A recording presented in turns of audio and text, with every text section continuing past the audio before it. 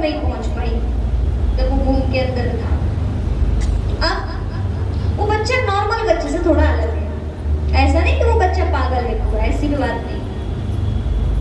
वो बच्चा को कोई दूसरे समझाएंगे तो समझेगा, पर माँ बाप की वो बिल्कुल नहीं सुनता। माँ परेशान होके आई और बोले खाता नहीं है पूरे टाइम, और मुझे ये खाना है, वो बना के रखो, तो वो बनकर तैयार हुआ, फिर कहता नहीं अब ये नहीं, अब ये खाना है।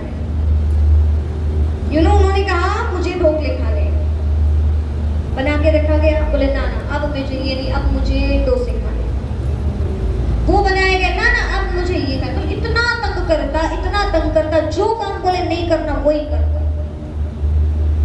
बोले इसको थोड़ा मेडिटेशन करवाया जाए ताकि ये थोड़ा शांत हो जाए। वो बच्चा एकदम अद्भुत बच्चा था। मैं कोई बात करूं तो मैंने सुनता था, पर माँ बाप करें तो रिस्पेक्ट भी करता था। ऐसा नहीं कि पूरा पागल हो, ऐसी बात नहीं थी। सुबह सुबह वो आते थे मेडिटेशन कोर्स करने के लिए। उस दिन बच्चा सोया था तो बोले नहीं, उसको अपने बाहर से लेक वाला जो दरवाजा होता है उसको लॉक करके आ गए। पर आधे घंटे के बाद में वो बच्चा आ गया। मैंने बोला आपने दरवाजा लॉक किए थे, कहाँ से आ गया? वो हंसता और कहता मैंने नेट को काट दिया, हाथ डाला, ताला खोला और आ गया। अब आया तो अच्छा किया। अब जाने की बारी आई। अब वो हर दिन आते थे टू व्हीलर से, उस दिन वो आ गए थे टू व्हीलर से। और हुआ ये कि अब बच्चे कह रहे बेटा चल साथ में चल लेते हैं, कुछ नहीं होता।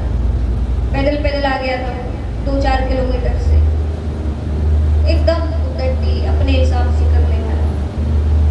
बेटे ने क्या किया? बेटा ने कहा मैं नहीं आना। माँ बाप बोले चलो। 5 मिनट 10 मिनट तक खड़े रह के समझाते रहे, और वो कहता है मुझे नहीं आना, आप चलो आप चलो आप चलो।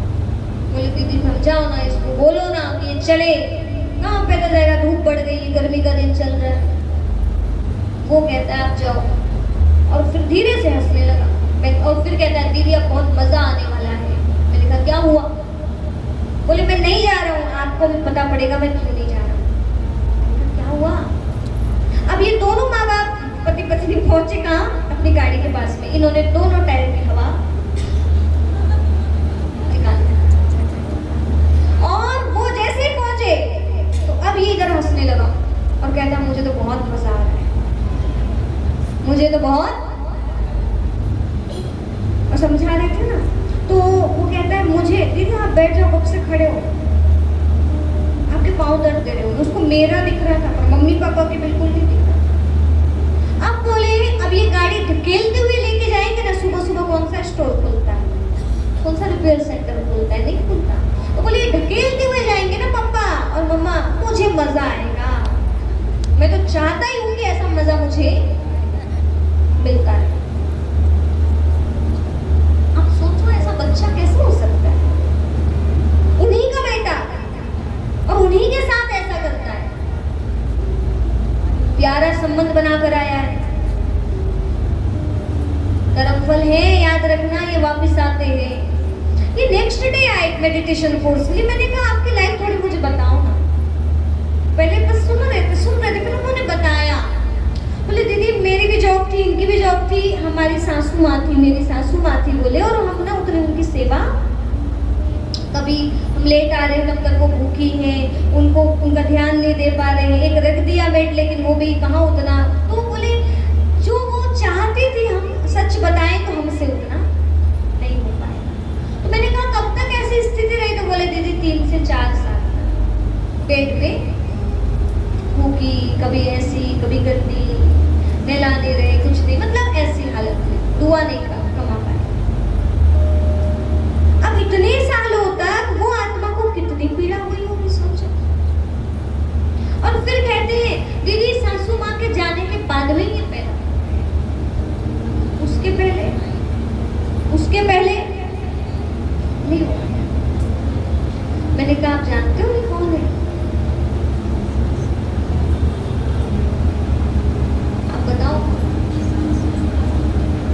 आप बताओ कौन है?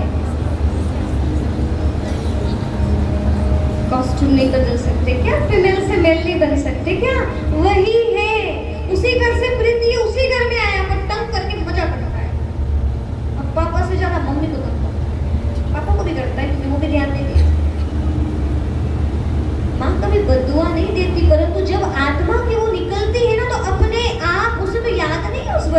मेरे पिछले जन्म में क्या था। पर वो ऐसा क्यों करता है? इतना भर चुकी है वो आत्मा, इतनी ज्यादा थक चुकी है वो आत्मा, इतनी ज्यादा प्रताड़ित हो चुकी थी वो आत्मा कि अब उसे परेशान करने में ही मजा आता है। और वो करेगी कब तक? कब तक करेगी? जब तक कि उसका हिसाब किताब पूरा ना हो जाए। आज ऐसे कई लोग हैं जिनको पूरे डॉक्टर को दिखा लिए, बीमारी ठीक नहीं हो रही है, ऐसी ऐसी चीजें हो रही है, सारी सब कुछ हो गई। क्या है पता है? बद्दुआएं हैं किसी में। आज एक नई चीज सीख के जाओ। हर दिन आदत बनाइए, सुबह शाम जो भी टाइम निकले आप थोड़ा 5 मिनट निकालिए, अपने घर के जो भी लोग हैं सबसे दिल से माफी मांगिए, आंखें बंद करके मांगिए, सामने जाके नहीं भी तो पिछले जन्म में कुछ गड़बड़ किया हुआ हो उसके लिए भी माफी मांगो, वाइब्रेशंस जाएंगे। फिर उनको मैंने उपाय बताया कि जब वो बच्चा सोया हुआ होता है उससे माफी मांगो, क्योंकि आपने पिछले जन्म में उसको बहुत ज्यादा प्रताड़ित किया, उसको इच्छा होती रही होगी बात करे, प्रेम करे, और आपके पास तो टाइम था नहीं। उन्होंने बोला हाँ दीदी हमसे गलती तो हुई थी, अब सुधारना चाहते हैं। आज हम लोगों से भी कितनी सारी ऐसी छोटी बड़ी गलतियां होती रहती है, और ये वापस आएंगे तो फिर कैसा लगेगा? वही हमारे लिए गलत हो जाएगा। तो कितना भी पैसा हो जाए, कितना भी धन हो जाए, कितना भी टाइम ना रहे, फिर भी टाइम निकाल ही लेना। कोई करे पूजा, कोई रखे उपवास, पर परमात्मा को मंजूर उसी का होगा जो रखे माँ बाप को अपने पास। ये तो मंजूर होने वाला नहीं है। देख लो क्या करना है। प्यार होता है, स्नेह होता है, थोड़ा मोह भी होता है। अब आपको सिखा देते हैं, आप यदि बुजुर्ग हैं और ऐसी स्थितियां हैं तो एक काम तो करना है, भगवान को तो अपना बच्चा बनाइए।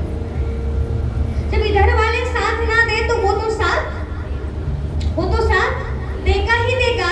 पर आप लोग जो युवा अवस्था वाले हैं, नई उम्र वाली बहुएं हैं, बेटे हैं, तो आपको क्या करना है? आपको अपने तरफ से गड्ढा नहीं खोदना है, आपको अपने तरफ से गलत नहीं करना है। दोनों अपनी अपनी सुरक्षा कर लीजिए। बुजुर्ग हो, इच्छाएं मत रखो, शांति से रहो, भगवान की तरफ लग जाओ, ज्यादा किसी को कुछ बोलने का नहीं, क्योंकि आपकी सुनने वाले भी नहीं है। आपकी सुनेंगे? आराम से शांति से रहो, जितना हो सकता है अच्छे से करो, भगवान का नाम लो। 2 बेटे हैं तो आज से कहना हमारे 3 बेटे। एक बेटा किसको बनाना? भगवान को बनाना। लेकिन यदि लगता है आप जो नए उम्र वाले कुछ भी कर लो, क्या फर्क पड़ता है? पड़ता है। एक पिता अपने छोटे से बच्चे के साथ अपने उस दादाजी को दिखाने लेके जा रहे थे वृद्धाश्रम, और बोले ठंड का टाइम है, कंबल लेके आते। वो बच्चा गया दौड़ के, बोले पापा थोड़ी देर तो रुको, थोड़ी देर तो रुको।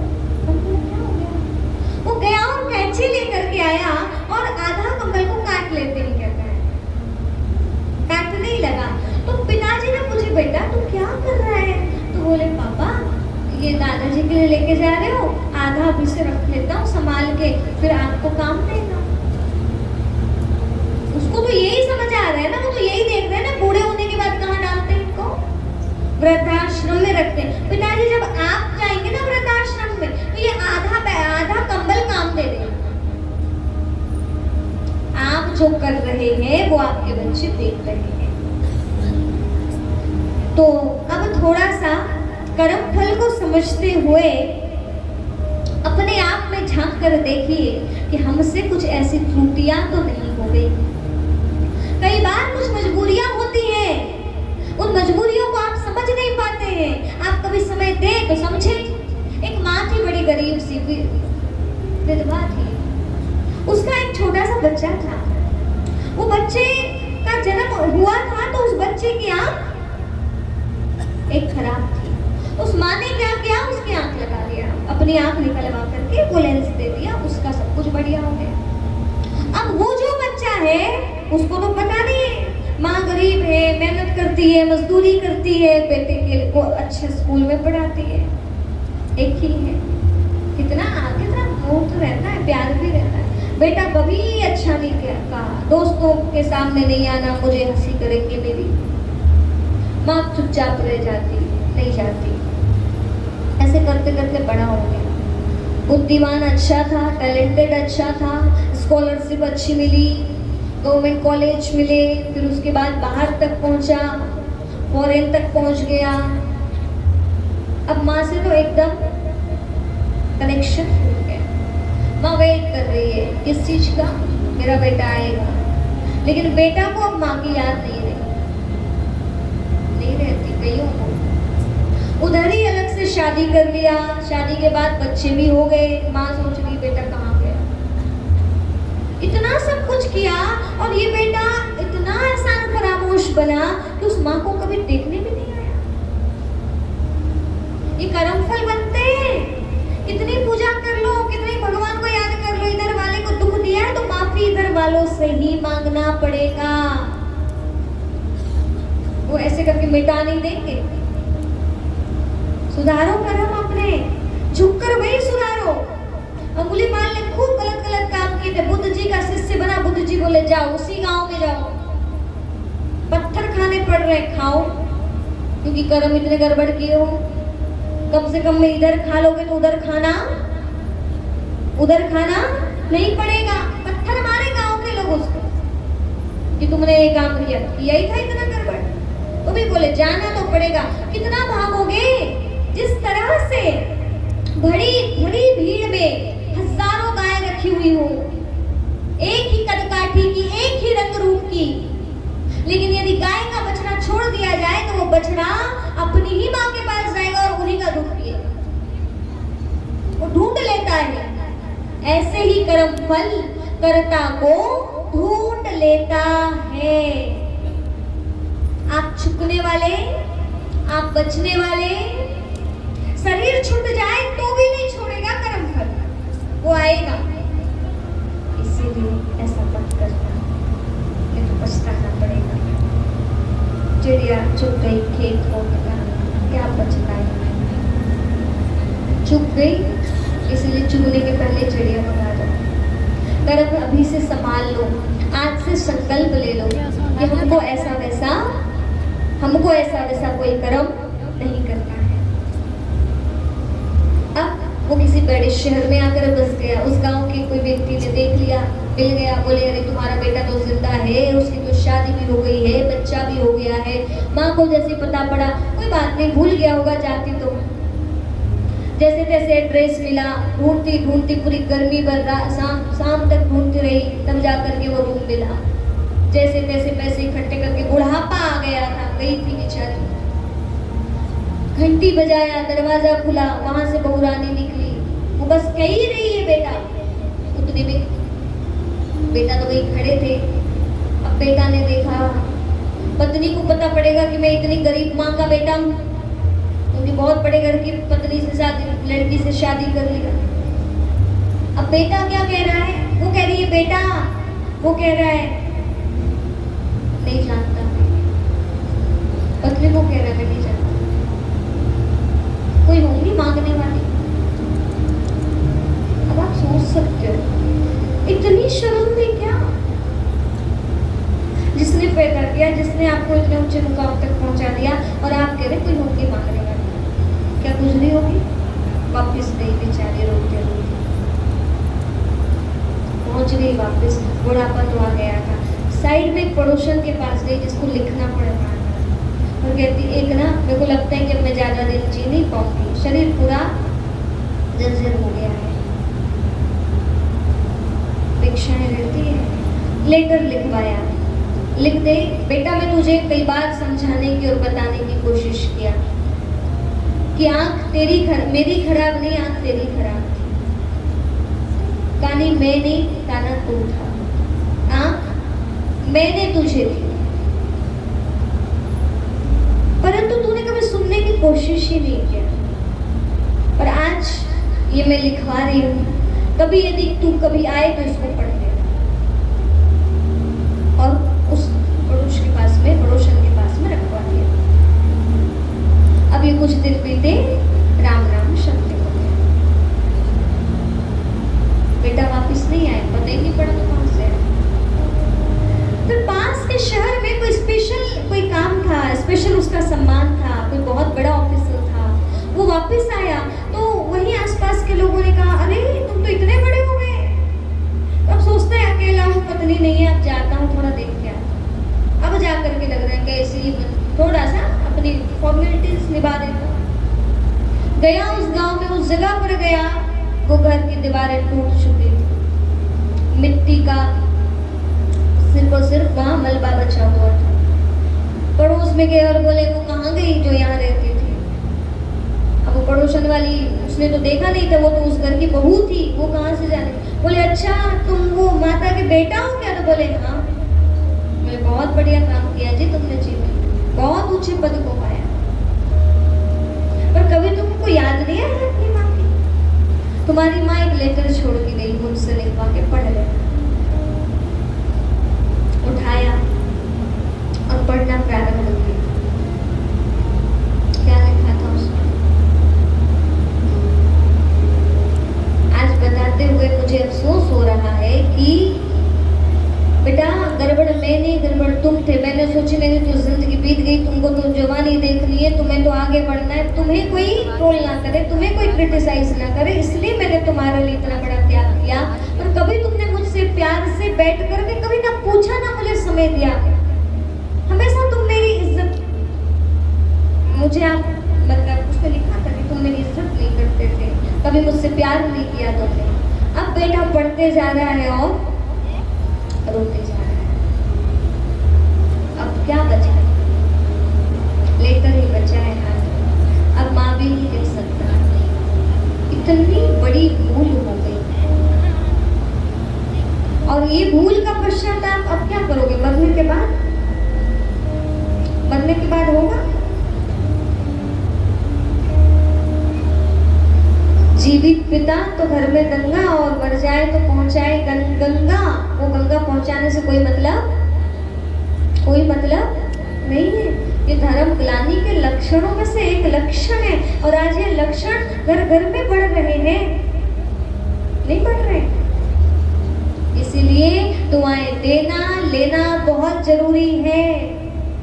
कुछ गड़बड़ किया हो तो अभी अपन थोड़ी देर के बाद में क्या करेंगे पता है? माफी मांगेंगे। किससे? यदि ऐसे हमसे गड़बड़ी हो गई है, यदि ऐसे कर्म हमसे हो गए हैं, तो अब वो रहे ना रहे पर दिल से क्षमा तो मांगना पड़ेगा। और जीवित है तो अच्छे से मांग लो, अपने कर्म अभी से सुधार लो, क्योंकि वापस आएंगे जैसे वो बच्चा बन करके आया, फिर वही आपको परेशान करेंगे। सिर पर अपने कर्म वापस आके नाचने लगते हैं। नाचने मतलब परेशान करने लगते हैं। फिर आप पूजा करवाते हो, फिर ये करवाते हो, फिर कोई कहते हैं पितृदोष चल रहा है, इसलिए तुम्हारे घर में शांति नहीं है, इसलिए तुम्हारे घर में अशांति है। पितृदोष क्या होता है? दुआएं नहीं कमाई आपने, इसलिए उनके कुछ जो है वो नेगेटिव एनर्जी जो है, आपके कर्म जो है, वो आपके बढ़ोतरी को, आपके भविष्य को अच्छा नहीं बना पा रहे। आप मेहनत खूब कर रहे हैं, वो नहीं मिल रहा है, आपके जीवन में दुआएं नहीं है, क्योंकि आपने कमाई नहीं। दुआएं ही साथ जे देती हैं। कहते हैं आज का ये संसार बहुत ज्यादा शिक्षित तो हो गया पर संस्कार विहीन हो गया। अपने बड़े, अपने गुरुजन, अपने माता पिता, इनकी सेवा तो बहुत दूर की बात हो गई, प्रेम से बात भी नहीं करते। बहू गए मैं क्यों करूं, मेरे थोड़ी ना माँ बाप है, तुम्हारे। मुझे तो सही बात है मेरे माँ बाप की जाके सेवा करना चाहिए, आप भी यही सीखोगे अभी यहाँ बैठ के, लेकिन ऐसा नहीं है। वो भी आपके माँ की तरह ही है। एक दिन एक बहू, एक पत्नी अपने पति से कहती है, यदि बेटियों को हक मिलता कि वो अपने माँ बाप को पाले, माँ बाप को अपने साथ रखें, तो इस देश में, इस दुनिया में एक भी वृद्धाश्रम नहीं होता, क्योंकि बेटी तो बहुत प्यार करती है, किसका सम्मान करती है, माँ बाप से खूब प्यार करती है। बोले यदि बेटियों को हक होता माँ बाप को पालने का, तो एक भी वृद्धाश्रम नहीं आई थी मायके से वापस और देख रही थी कि भाई ने वृद्धाश्रम में डाल दिया किसको, माँ बाप को। पति से चर्चा कर रही थी। पति बोले मैं एक बात और बताता हूँ।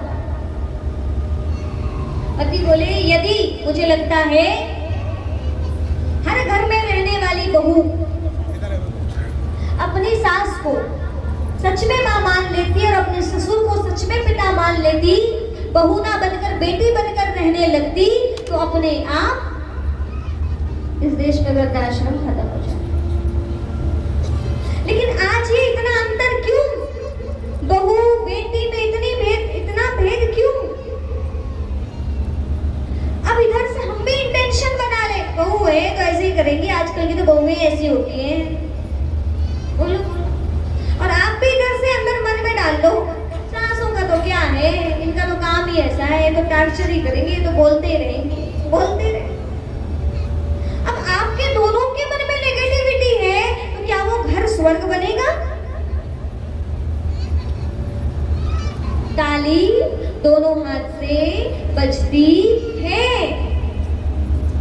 आज आश्रम में एक प्रोग्राम था जिसमें कुछ वुमेन्स आए हुए थे, आई डोंट नो यहाँ कुछ लोग बैठे भी होते हैं। उसमें मैंने आज एक ही बात बोली, बड़ी अच्छी बात है वो, मैं आपको समझाती हूँ फिर से। एक बार की बात है, नई बहू शादी करके आई जिसको खाना बनाना नहीं आता था, नमक डाल दिया ढेर सारा और ससुर को वो थाली परोसी दी। ससुर ने अलग किया और बोले अब तो जिंदगी भर ऐसा ही खाना पड़ेगा। उधर से सास आकर के क्या कह रही है, नहीं खाओ वापिस, लो इसको, मैं नहीं बोली थी नमक डबल डालना क्योंकि बीपी तुम्हारा लो रहता है। अब यहाँ पर क्या हुआ, बहू ने देखा कि सास ने पति का सपोर्ट नहीं किया, मेरा सपोर्ट किया। अब आप बताओ वो सास को सास मानेगी या मां से भी बढ़कर मानेगी? अब इनके बीच में कोई दूरियां बना दे, भी नहीं बना सकते कभी। तो दोनों को समझना पड़ेगा, सबसे पहले तो एक को तो झुकना पड़ेगा। और जब ऐसे दोनों समझदार बन जाएं तो फिर भैया क्या है, दुआएं में खूब कमाओगे, दुआएं बढ़ेंगी तो शरीर भी स्वस्थ रहेगा, धन भी अच्छे से आएगा, फिर बच्चे भी बहुत अच्छे होंगे, घर घर कैसा लगने लगेगा, राम राज्य बन जाएगा, यही स्वर्ग लगने लगेगा। तो ये अपने अंदर अपने स्वभाव में थोड़ा सा परिवर्तन लेकर के आओ। यदि बड़े कुछ थोड़ा बोले तो थोड़ा सुन लो। अब आप कहें हमने अपनी माँ की नहीं सुनी तो हम तुम्हारी कहां से सुनेंगे, हम तो मॉडर्न गर्ल। बात ऐसी नहीं है। आपकी माँ आपको कुछ कहती थी तो आप सुनते थे ना, क्या उधर जाके बताते थे पड़ोस में? तो जैसे आपने अपने माँ की सुन ली, तो यदि दो बात सास सुनाए तो सुनने में क्या बुराई है, सुन लेना चाहिए। सीख लो भाई, बड़े हैं, एक्सपीरियंस आपसे ज्यादा है। कहते हैं जहां ना पहुंचे रवि वहां पहुंचे कवि, और जहां ना पहुंचे कवि वहां पहुंचे अनुभवी। तो अनुभव की आंख इनके पास है तो आप ले लो। आपके पास उतना अनुभव नहीं जितना अनुभव उनके पास में है, तो अनुभव भी बहुत मायने रखता है।